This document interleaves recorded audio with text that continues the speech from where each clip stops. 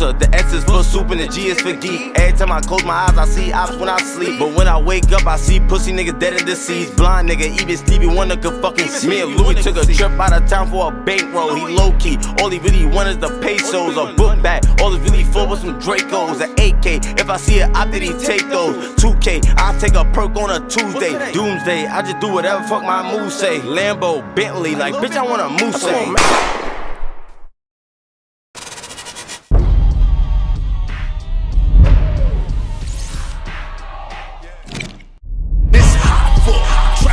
Turn smack rapper. Only smack rapper that you know is smack rapper. Look on Twitter right now. Like the amount of disrespect to black people is unfathomable. You know what I mean? And there's no enforceable consequences whatsoever. Right? So for me, I don't try to convince like the crazy little radicals because they don't want to hear sense anyway. That's pointless. I just look at what's the potential of a thing if it was organized. So I'm looking at it more from a bird's eye view. Like, okay, if this thing that's popping up right now, it lets me know that people do want to be in these groups of identity, right? To where they want to start creating consequences for things that go against their code, which is necessary because we haven't had that in a very long time. It's just wild, wild west, complete anarchy.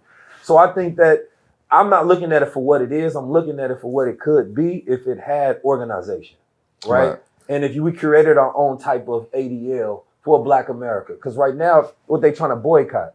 But, okay, let's say I let them boycott. That's fine. You're not going to get everybody. That's the church solution because they stuck on the civil rights play.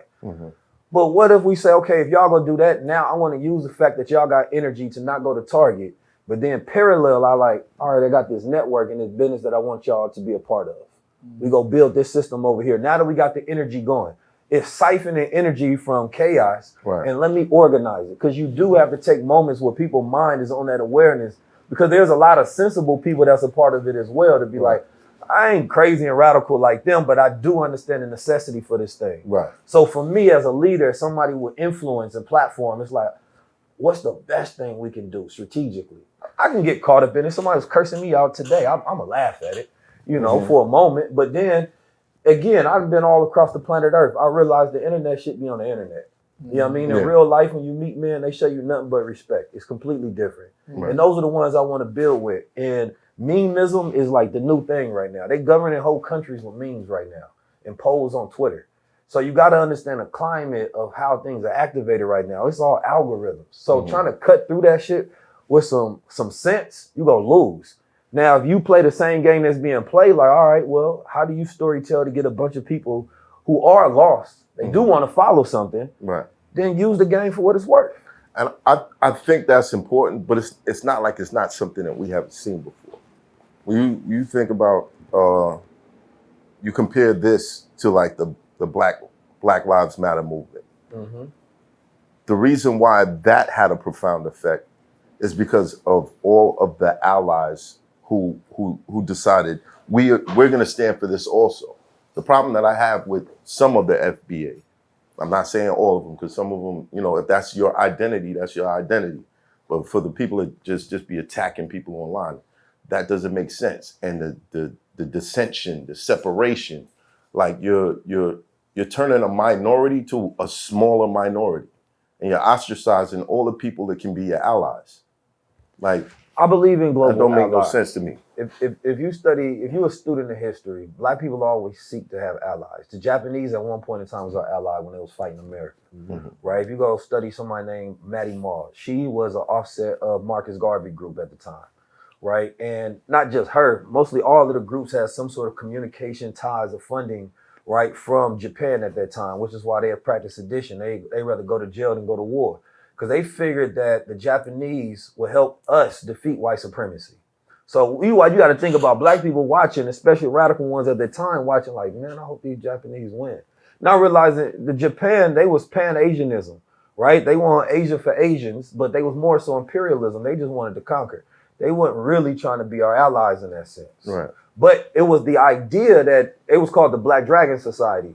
I think it started by, it was one Japanese guy, he went to Detroit and in like St. Louis, he was helping them build businesses and funding and things of that nature. Right. But it just reminded me like, yo, we lost the art of what would it even mean to have a global ally. We've been feeling like we just been in this thing by ourselves for so long.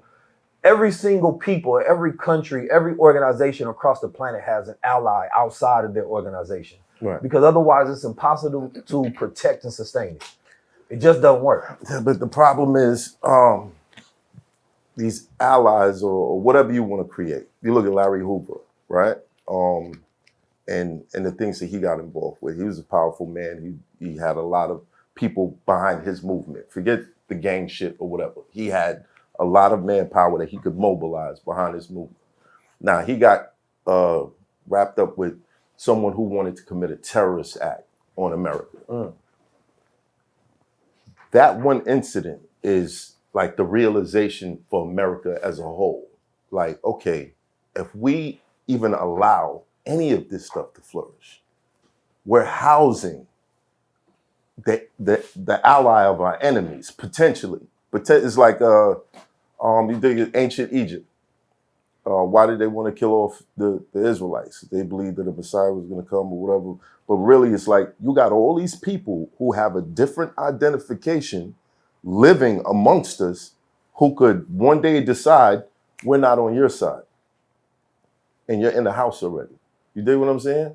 So Well, that was the idea of integration. It's like we look, the whole civil rights era was, and I do partly think a lot of Pan-Africanism is a psyop, right? Because if you study history, then you see the CIA would fund certain African groups that would have these conversations because it was more pacifying than actual real ownership.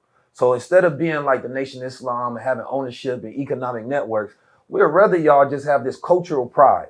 Right. You know what I'm saying? And saying that you just get this sense of belonging, saying you from Africa, right? And it was found out where it was like, I think Langston Hughes was a part of one of these groups, right? And they studied it. And when the black people found out that they was funded by the CIA, of course, that's when it disseminated. But those conversations still was out there, that narrative.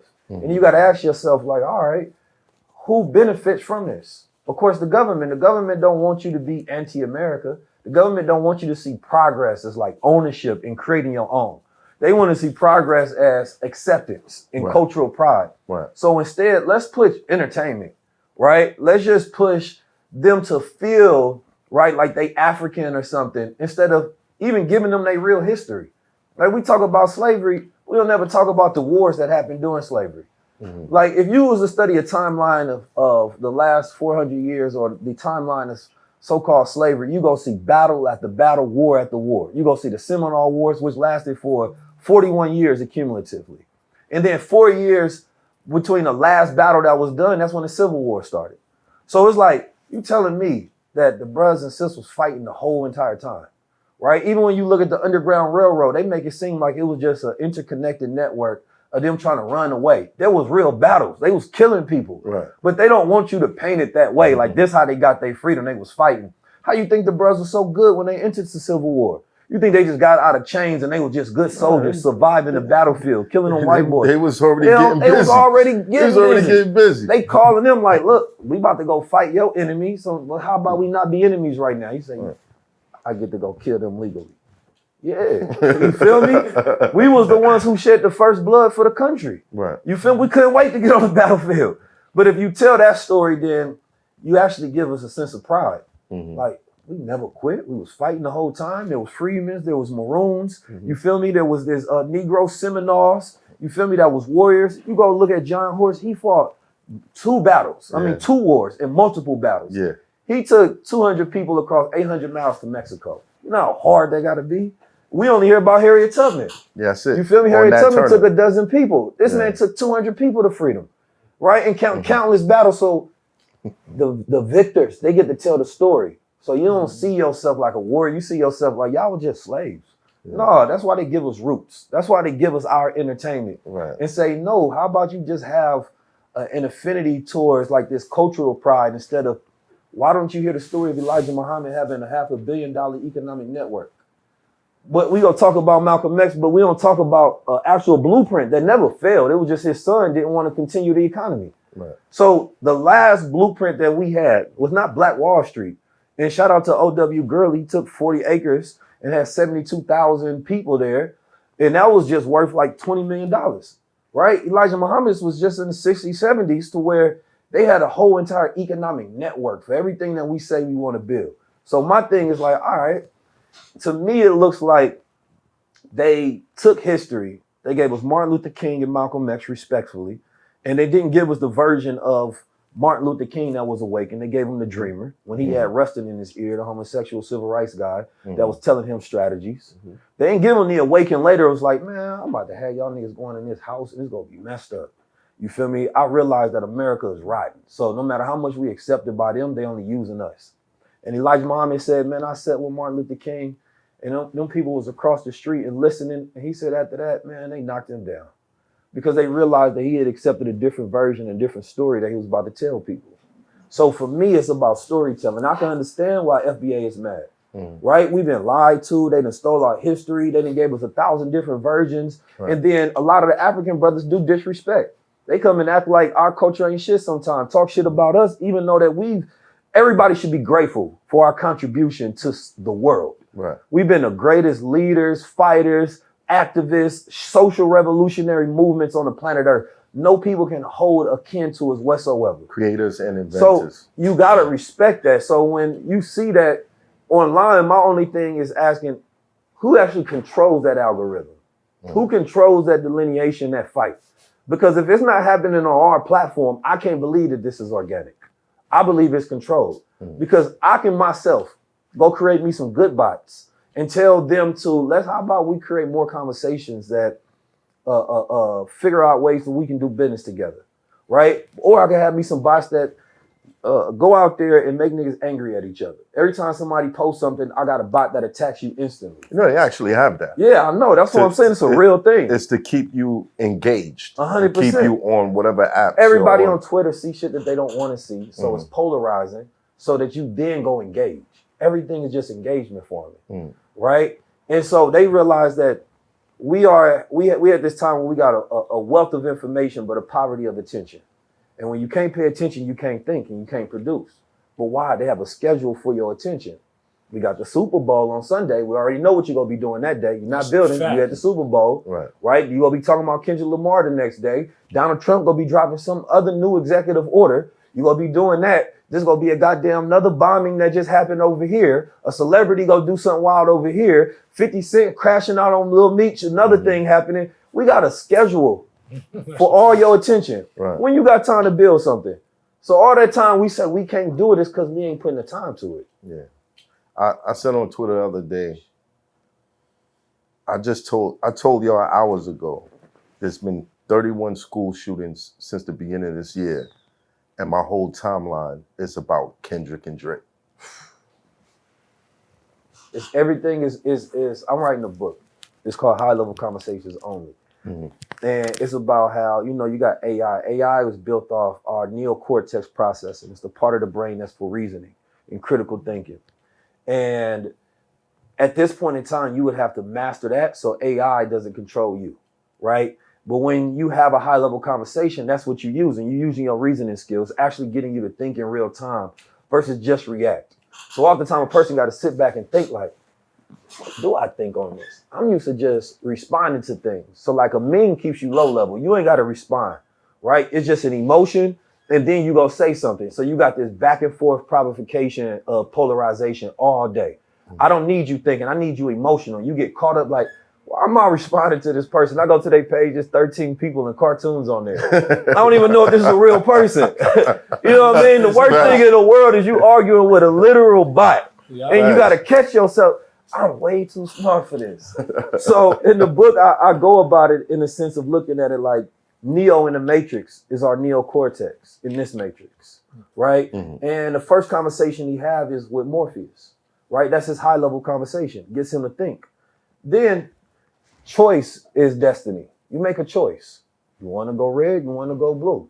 We all smart enough to know what's low level, what's high level. We choose to go low level because that shit is easier. It stimulates us.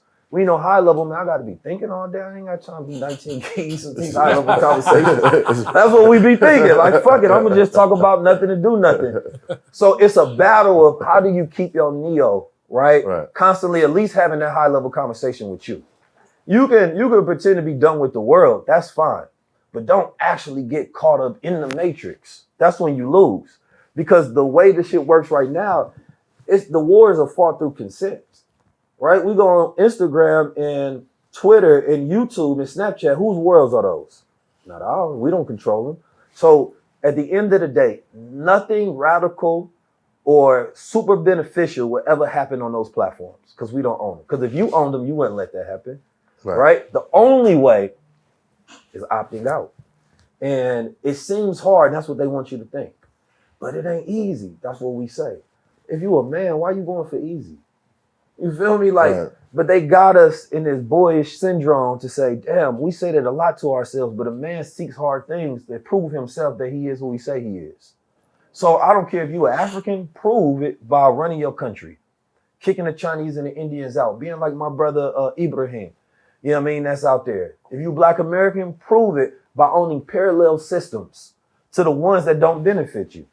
But now it's actually easier to do it because we in a time where, man, we got blockchain and decentralized ways to do it. We got AI. You ain't got to be the smartest person in the world. But if you got the smartest person in the world working for you, what you gonna tell them to do? And that's how I utilize AI, right? And then you can utilize it to counter and defend yourself because, okay, how would the enemy run the script on me? What's the platforms you use? Well, recently I've been starting using that DeepSeek, and it's cold. DeepSeek? So the DeepSeek is a good lesson in that because It's Hoffa. Trapper turn smack rapper. Only smack rapper that you know is smack rapper.